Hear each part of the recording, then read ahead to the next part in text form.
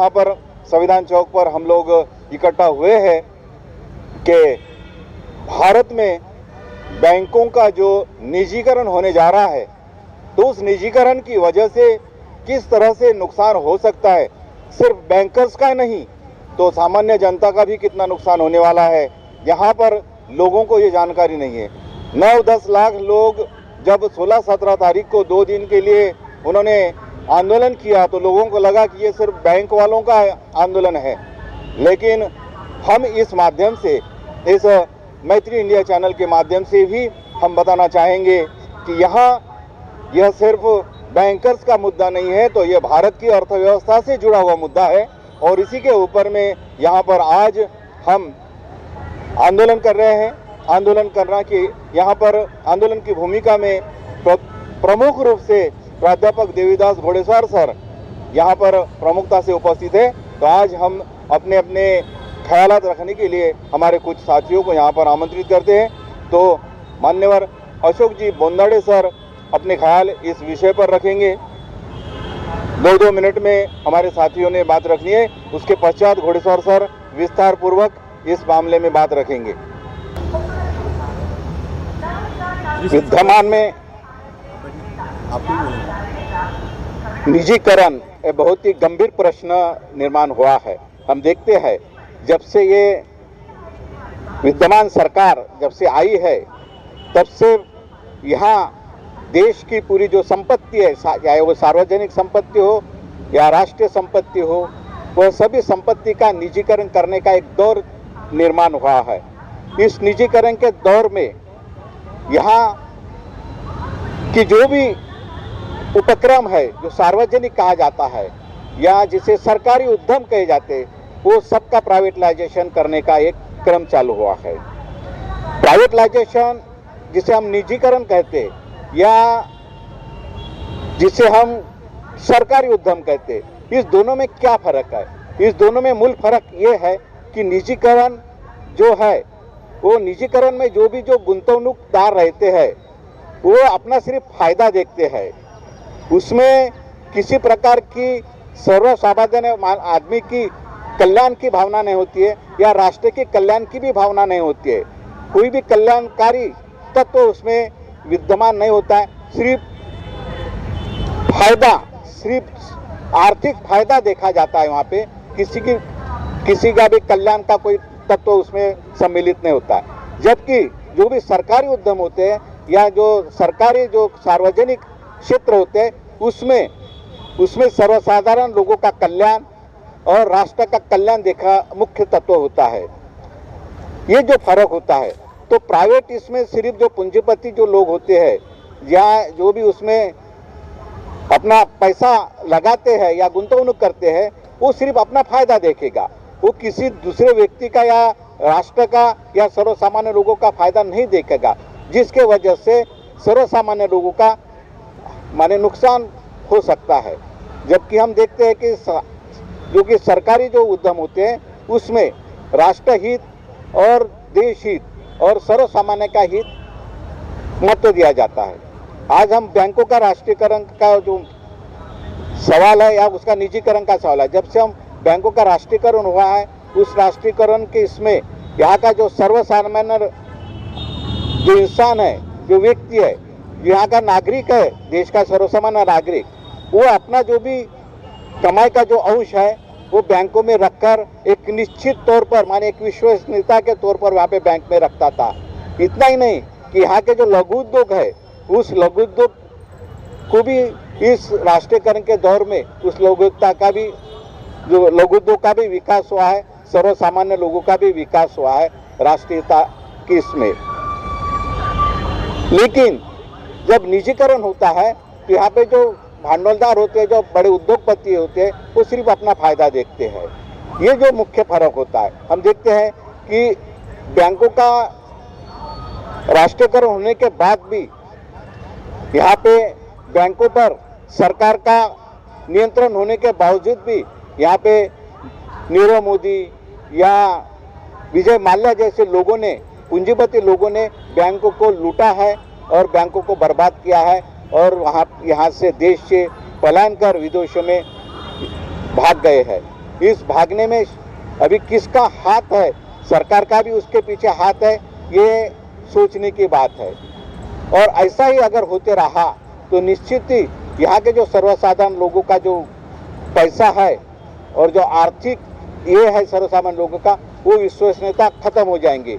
लोगों का विश्वास नहीं रहेगा सरकार के ऊपर और बैंकों के ऊपर विश्वास नहीं रहेगा। ये विश्वसनीयता आर्थिक इसमें होना बहुत आवश्यक है।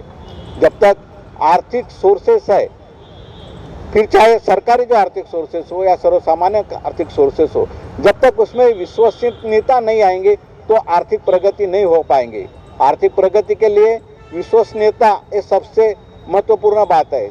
अगर हम विश्वसनीयता रहे तो जो लोग हैं अपनी गुंतवणूक सार्वजनिक इसमें करेंगे और देश का प्रगति भी होगी, देश का कल्याण भी होगा और सर्वसाधारण लोगों का कल्याण होगा। लेकिन ये कल्याण की भावना निजीकरण इसमें नहीं देखी जाती, जिसके वजह से सर्वसामान्य लोगों का जो कल्याण है वो नहीं हो पाएगा और इससे सर्वसाधारण लोगों की हानि होगी। सर्वसाधारण लोगों की हानि माने राष्ट्रहित की भी हानि हो सकती है। हम देखते हैं कि यहाँ के जो पूंजीपति लोग जिस तरह से बैंकों को लूटा, उसका परिणाम सिर्फ बैंकों के ऊपर ही नहीं तो देश के आर्थिक इसके ऊपर भी हुआ है। हम देखते हैं कि रिजर्व बैंक है, रिजर्व बैंक में जो सुरक्षित कोष रखा गया था, उस सुरक्षित कोष को भी कम कर दिया गया, निकाला गया। तो ये बैंक का जो सुरक्षित कोष है, जिसके ऊपर देश की आर्थिक नीति या आर्थिकता अवलंबित होती है, वो खतरे में आ गई है। अगर बैंकों से ऐसा ही पैसा निकाला गया, फिर चाहे पूंजीपति लोग हो या सरकार ने वो पैसा निकाला बैंकों से, तो निश्चित ही उसका देश के आर्थिक स्तर पर भी उसका परिणाम होता है और वो खतरे में, आर्थिक स्तर भी खतरे में आ सकती है।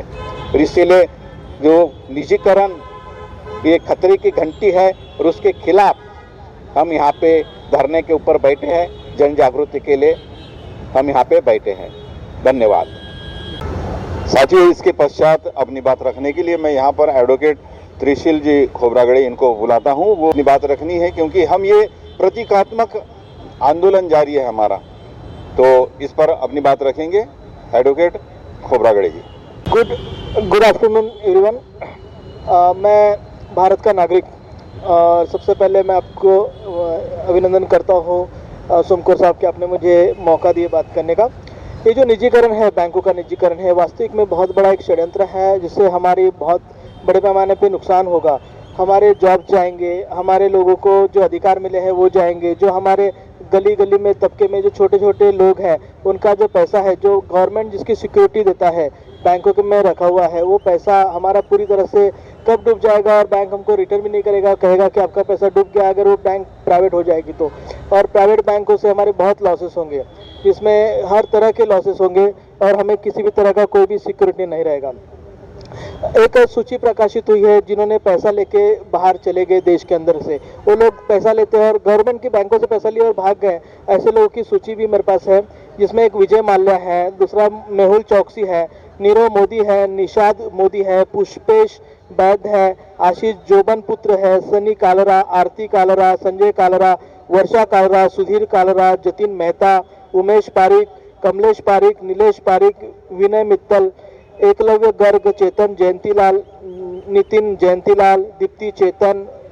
लूटी गई कुल राशि जो है अभी तक कुछ आया ध्यान में तो 10 ट्रिलियन रुपए के ऊपर की ये राशि है और ये भारत का पैसा, भारत के आम लोगों का पैसा ये विदेशों में लेके भाग गए हैं और इसके ऊपर हमारी सरकार जो है पूरी तरह से खामोश है और उन्हें भागने में भी सरकार का बहुत बड़ा अहम रोल है, ऐसा ध्यान में आता है। और हमारे जो प्राध्यापक घोडेसर साहब हैं उन्होंने इस बात को विस्तृतता से समझाया भी है कि ये गवर्नमेंट कितनी निकम्मी है और ये गवर्नमेंट सिर्फ पूंजीपतियों के लिए ही काम करती है और ये जो प्राइवेटाइजेशन है, जो मल्टीनेशनल कंपनीज है, इन्हें ही सबसे बड़े पैमाने में पैसा देना चाहती है, जिससे रिजर्वेशन पूरी तरह से तो समाप्त हुआ। जो डिस्क्रिमिनेशन के आधार पर शेड्यूल कास्ट, शेड्यूल ट्राइब, निम्नलिखित ट्राइब्स, ओबीसी, डीटीएनटी को जो रिजर्वेशन मिला वो रिजर्वेशन प्राइवेटाइजेशन में पूरी तरह से समाप्त हो रहा है और इससे हमारा बहुत बड़े पैमाने पर लॉस हो रहा है। तो मैं इस आंदोलन में पूरी तरह से सहभागी हूँ और मेरा पूरी तरह से जो है इसको समर्थन है और मैं घोडेसर साहब जी का और सोमकोर साहब जी का अभिनंदन करता हूँ और मैं हमेशा इनके साथ में हूँ और इस आंदोलन में पूरी तरह से सहभागी हूँ। धन्यवाद। धन्यवाद सर। इसके पश्चात मैं हमारे रंगारी साहब जी इन्हें विनती करता हूं कि वे अपनी बात रखें इस अवसर पर कि निजीकरण, ये बैंकों का निजीकरण किस तरह से घातक है हम सब के लिए, भारत के निवासियों के लिए किस तरह से घातक है, उसके बारे में जो हम यहाँ निषेध करने बैठे हैं तो उसके बारे में कुछ जानकारी देंगे रंगारी सर। जय हिंद साथियों, आज हम बैंक के निजीकरण के खिलाफ इस संविधान चौक में कुछ आंदोलन कर रहे हैं एक लाक्षणिक। तो ये निजीकरण के मतलब ये इसमें लॉसेस क्या है, हमारे क्या हो सकता है। देखिए हमारा जो जब संविधान बना है तो इसमें ये जो सोशलिस्ट एंड वेलफेयर स्टेट ऐसा इसका संविधान है, मतलब कि समाजवाद और एक कल्याणकारी राज्य। मतलब यहाँ पर जो जैसे कि बाबा साहब ने भी स्टेट्स एंड माइनॉरिटीज में भी मेंशन किया हुआ है कि यहाँ के जितने भी मटेरियल रिसोर्सेस होंगे, जो कई साधन संसाधन होंगे, वो तो सरकार की मतलब बुनियादी बेसिक जो है वो सरकार के ताबे में होने चाहिए, और उसका जो प्रोडक्शन मीन्स ऑफ प्रोडक्शन जो है वो भी सरकार के माध्यम से होना चाहिए। अभी हो क्या रहा है, ये जो भी मतलब वेलफेयर स्टेट का जो है, अभी उसमें जो भी मतलब मटेरियल रिसोर्सेज रहेंगे उसका डिस्ट्रीब्यूशन भी इक्विटेबल डिस्ट्रीब्यूशन जो भी यहाँ की मतलब एक आम जनता है उनमें हो, ऐसा उसकी संकल्पना है। अभी इसका यदि निजीकरण यदि हो जाता है तो क्या होगा, ये जो मटेरियल रिसोर्सेज जो है ये किसी कुछ मतलब कुछ लोगों के हाथों में ये कॉन्सेंट्रेशन हो जाएंगे, मतलब एक प्रकार की उनकी मोनोपोली हो जाएगी। यदि ये मोनोपोली होती है तो एक आम नागरिक जो है इसको तो इसमें शायद कोई जगह ही न रह पाए। तो वेलफेयर स्टेट का जो है संकल्पना ये एक खत्म होने का चांसेस है। अभी दूसरी बात है कि आज यदि मतलब जो भी गवर्नमेंट सरकारी बैंक है या पब्लिक सेक्टर का जो बैंक्स है तो इनमें एक प्रकार जो रिजर्वेशन पॉलिसी भी वैसे ही लागू है।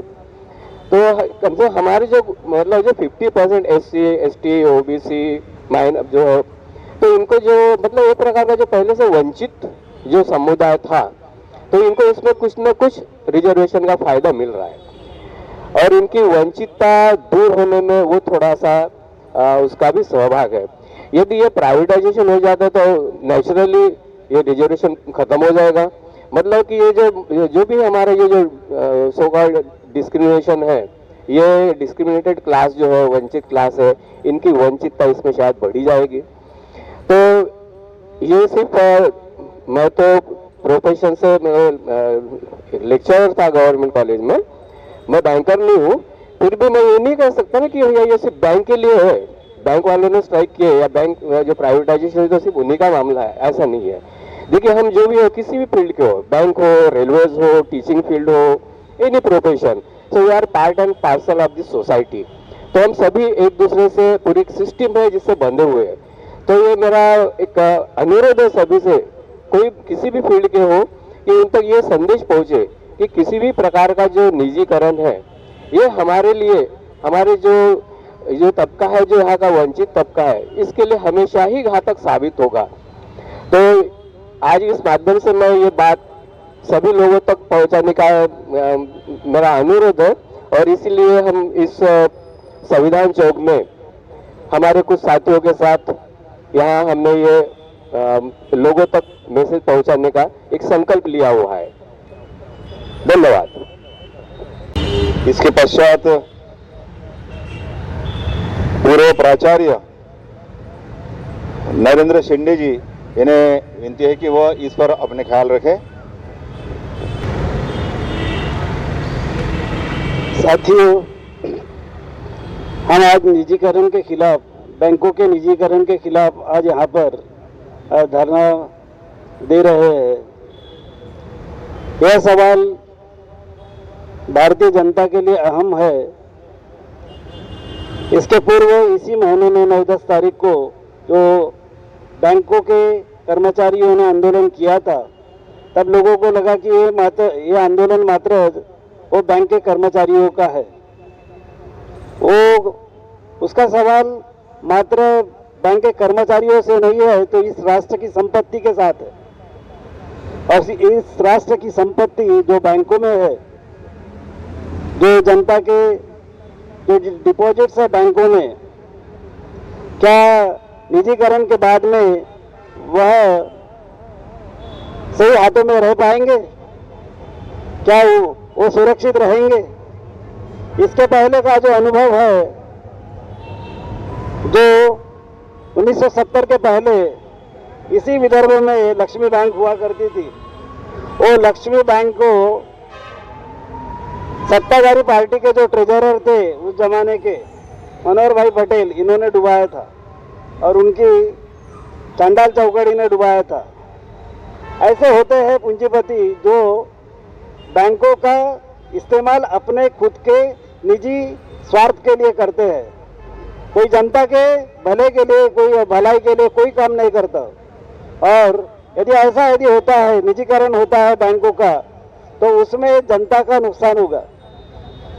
जनता के आज आपको हाउसिंग लोन मिलता है, सब प्रकार के लोन मिलते हैं।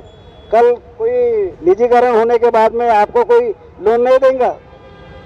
अपने काम के लिए उस पैसे को इस्तेमाल किया जाएगा, तुम्हारे पैसों को भी वो अपने काम के लिए इस्तेमाल करेंगे, मात्र तुम्हारे कल्याण के लिए कोई नहीं करेगा। ये सारी बातें जो भी आज कल्याणकारी बातें हो रही है, तुम बाहर जाने, एजुकेशन लोन मिलता है, बहुत सारे लोन मिलते हैं, वो भी नहीं मिलेंगे। ये सारी चीजें हैं। इसमें अपना आज जो सार्वजनिक क्षेत्र में बैंक है उसमें अपना हित सुरक्षित है, लेकिन यदि वो निजी हो जाती है तो निजी हाथों से हमें कोई सपोर्ट मिलेगा, जनता को ये वेलफेयर की स्कीम इम्प्लीमेंट होंगे, ऐसा नहीं हो पाएगा। और इसी के लिए मेरी सभी जनता से गुजारिश है कि वो बैंकों के निजीकरण के खिलाफ रास्ते पर आए और आंदोलन करे। और ये जो कुछ भी चल रहा है नाटक, आज 18 लाख करोड़ से ज्यादा का पैसा एनपीए में है, नॉन परफॉर्मिंग एसेट। इतना पैसा नॉन परफॉर्मिंग एसेट में जाता कैसे है? बगैर सरकार के सपोर्ट से ये ऐसा नहीं हो सकता। और इसलिए जनता ने इसके ऊपर ध्यान देना चाहिए। हमारा पैसा सरकार डुबाने का चक्कर चला रही है और हमें गरीब बनाने का प्रयास कर रही है, इसका हमने प्रयास करना चाहिए। और सब लोगों ने मिलजुल कर सरकार की ये जो कोशिश है जनता को गरीब बनाने की और इस राष्ट्र को कमजोर करने की, उसके खिलाफ अपनी आवाज बुलंद करने के लिए रास्ते पर आना चाहिए, धरने प्रदर्शन करना चाहिए। ऐसा यदि करते हैं तभी हमारा हित है। इतना बोलकर मैं अपने 2 शब्द पूर्ण करता हूँ। धन्यवाद।